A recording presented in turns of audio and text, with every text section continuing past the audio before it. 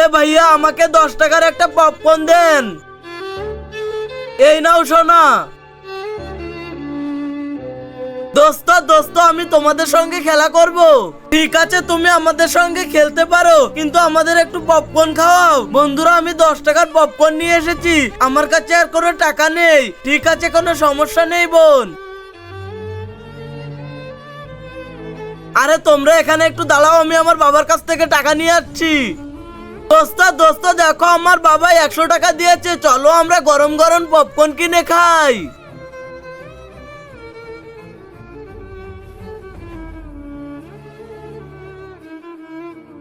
ভাইয়া 6 packet popcorn দাও। আচ্ছা তাহলে আমাকে 60 টাকা দিয়ে দাও। আরে আমার 100 টাকা কোথায়? আরে আমার 100 টাকা কোথায়? আরে আমার 100 টাকা কোথায়? কি হয়েছে সোনা? ভাইয়া আমি আমার বাবার কাছ থেকে 100 টাকা নিয়ে এসেছিলাম, কিন্তু পথে পড়ে গেছে। আমি ওদের সবাইকে কথা দিয়েছিলাম আজ ওদেরকে পপকর্ন খাওয়াবো, কিন্তু আমি এখন কিভাবে খাওয়াবো?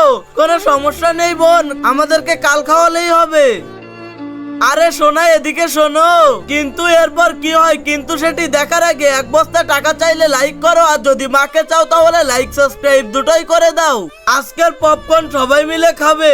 দাঁড়াও আমি তোমাদের জন্য গরম গরম পপকর্ন বানিয়ে দিচ্ছি।